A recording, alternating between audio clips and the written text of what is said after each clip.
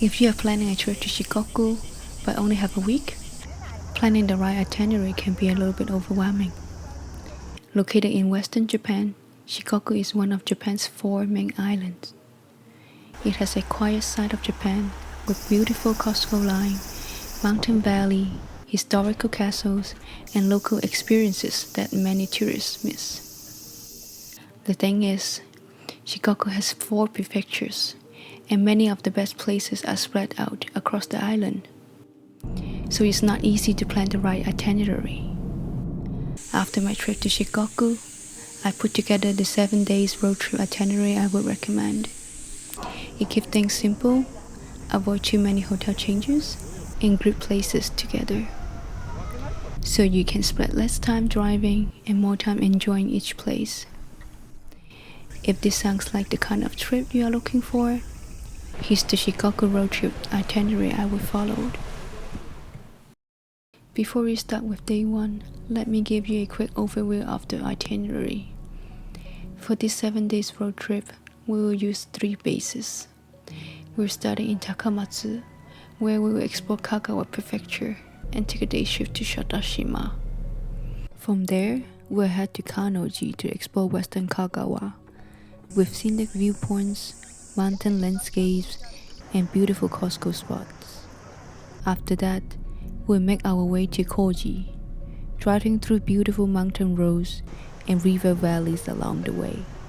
We'll wrap up the trip with history, local food, and a few cultural experiences. For this itinerary, I definitely recommend renting a car.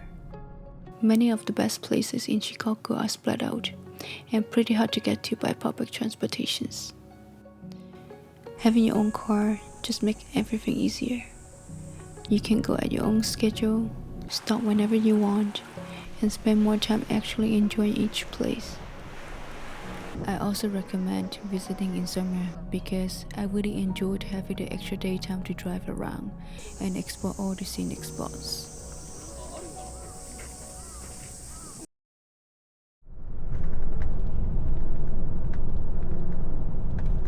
We begin our trip in Takamatsu, which will be our base for the first 2 nights. Since today is our arriving day, we'll take it easy.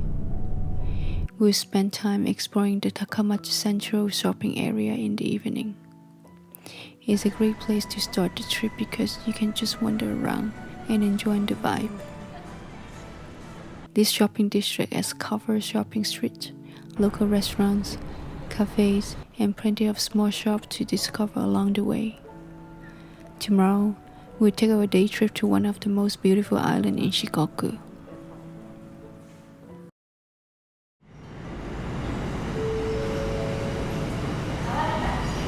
On day 2, we take a day trip to Shodoshima, one of my favorite places in Kagawa Prefecture.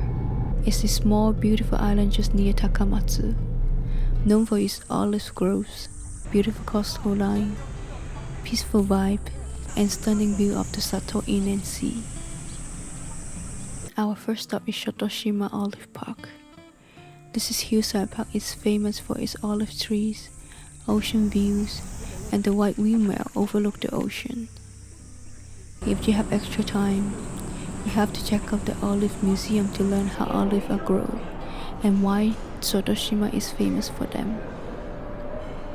Next, we're headed to Angel Road, one of Shodoshima's most famous places. It's actually a natural signboard that connects a small island to the main island, but it only shows up twice a day during low tide. Make sure to check the tide schedule before you go so you don't miss it. For my favorite view, take the short walk up to the Hill of Palms. From the top, you will get a beautiful views of Angel Road and the Sato Inland Sea.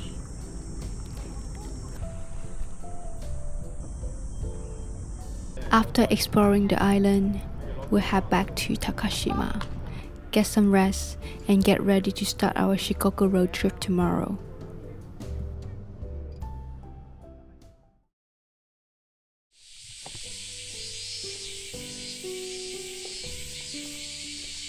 On day 3, we leave Takamatsu behind and start our Shikoku road trip.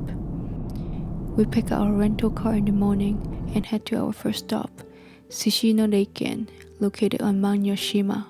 This is one of the best viewpoints near Takamatsu. From there, you will get a beautiful view of the city, the surrounding islands, and the Sato Inland Sea. It also gives you a completely different view of the places we explored earlier.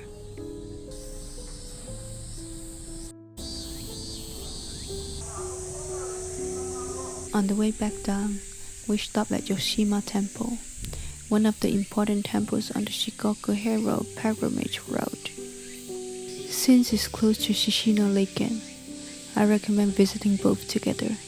That way, you can enjoy the beautiful views and experience the cultural side of Mount Yoshima without making any extra detours.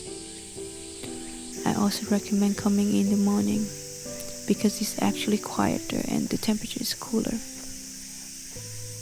But sunset is also beautiful here if you prefer evening views. Just keep in mind that the temple may close by then. Next, we continue our drive to Watsuzan's second observation deck, where you will get one of the best views of the Sato Inland Sea and the famous Sato Ohashi Bridge. This huge double-deck bridge connects Honshu and Shikoku. From here, you can see the entire bridge stretching across the Sato Inland Sea with small islands scattered around it. Something you may not know is this bridge is actually a sister bridge to the Golden Gate Bridge. Unlike some of Japan's most popular viewpoints, this place is pretty quiet, so you can take your time and enjoy the scenery. After enjoying the views, we continue our drive to Kannoji, our next base for the following 2 nights.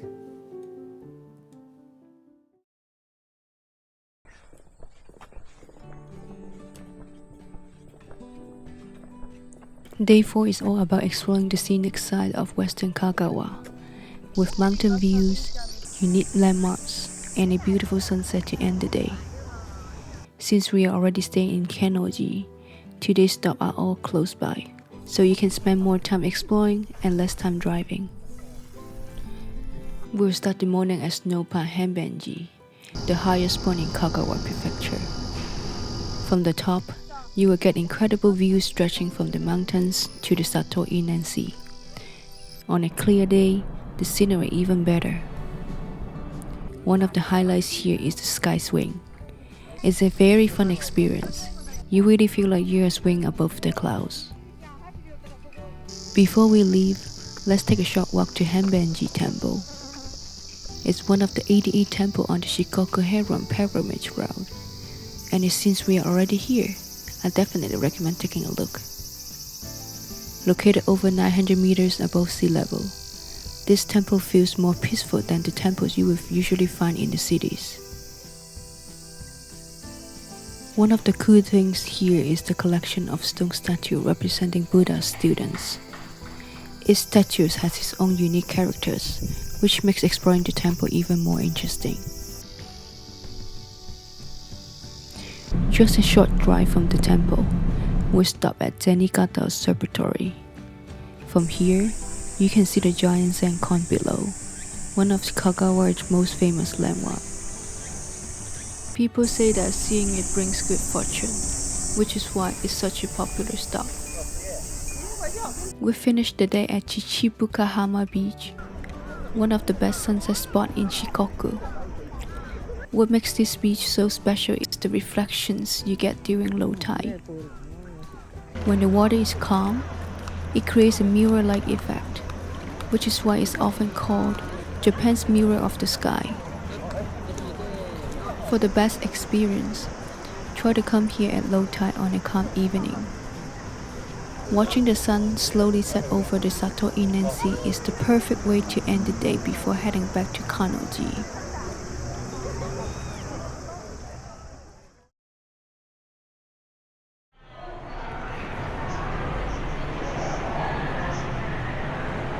On day 5, we leave Kagawa behind and head into the mountains.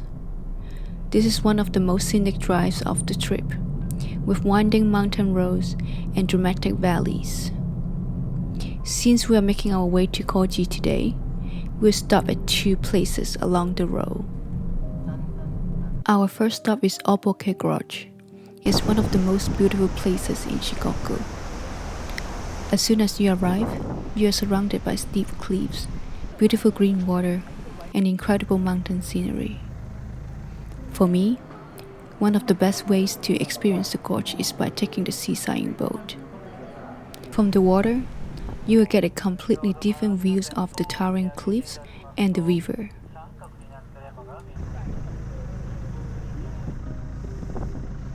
What you are seeing today took millions of years to form because the Yoshino River clove through the mountains.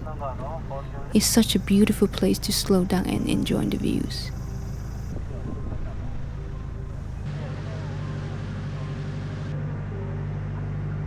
After that, we continue deeper into the Iya Valley to check out the Kazurabashi, one of the most unique places in Shikoku. This traditional bridge is made from woven mountain vines, and it was built to cross these remote mountain valleys. Today, walking across the bridge gives you a chance to experience a quieter side of Japan. For me, crossing the bridge was a little scary at first, but it's an experience you won't forget. If you still have some time, take a short walk to Biwa Waterfall near the bridge. It's a spot where you can slow down and enjoy the sound of the water. After that, we will continue our drive to Kochi, where we will stay for the next 2 nights before wrapping up our Shikoku trip.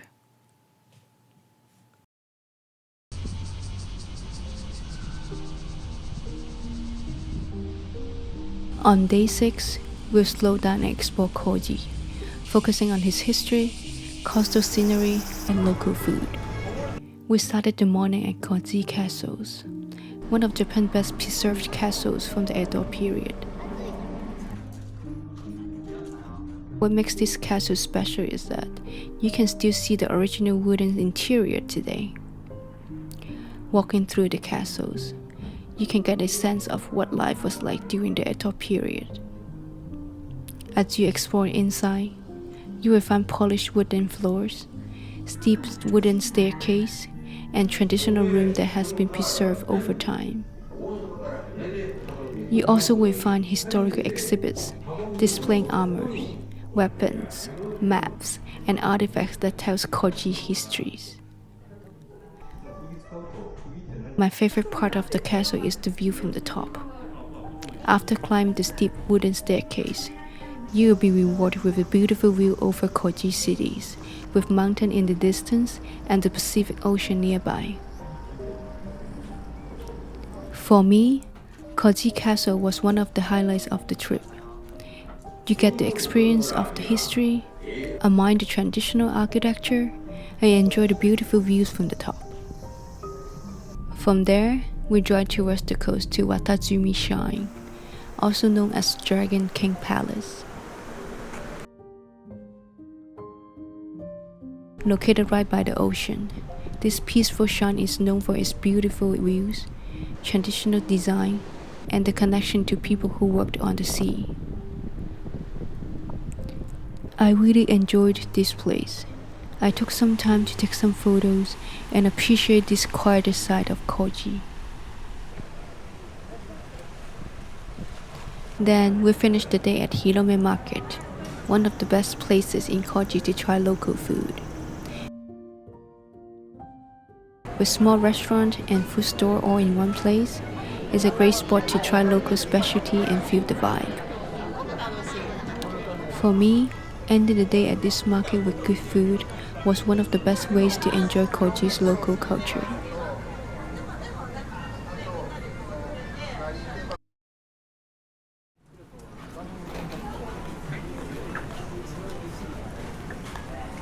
Today is our final day in Shikoku. Before heading to the airport, we'll make one last stop at Kotohira-gu Shrine in the morning. Since we'll be driving a little bit more today, make sure to leave enough time for the shrine and your flight. Located on Mount Zonzu, Kotohira-gu Shrine is one of the most famous places in Shikoku. With over 1,000 years of history, it's known for its long stone staircase, traditional buildings, and peaceful mountain vibe. Before reaching the shrine, you will first pass through Omotesando, a traditional shopping street with restaurants, souvenir shops, and small local stores. The journey up is part of the experience. As you make your way up more than 700 steps, you will leave the shops behind and enter the traditional shrine area. It takes some effort, but once you reach the top, you will be rewarded with beautiful views over the towns and the unique atmosphere of its historical shrine. For me, the whole experience was definitely worth it.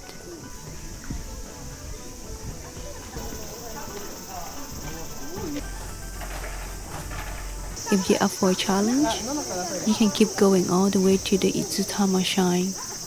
Just keep in mind, the whole journey is more than 1,300 steps. For the best experience, I recommend coming in the morning when it's cooler and quieter, so you can take your time and enjoy the climb. After visiting the shrine, we'll continue our drive to the airport and wrap up our 7-day Shikoku road trip. Just like that, our 7 days in Shikoku came to an end. Along this road trip, we experienced many different sides of Shikoku, like beautiful islands, coastal scenery, mountain valleys, historical castles, and local food while still having some time to slow down and enjoy each place. I hope this itinerary makes planning your own Shikoku road trip a little bit easier and helps you enjoy the journey with more confidence. If you want to see more Shikoku videos, I will leave the links in the description below. Thank you so much for watching. I can't wait to share more travel journey with you. If you enjoyed this video, don't forget to like and subscribe. It really helps support the channels. I'm Stella. I will see you in the next videos.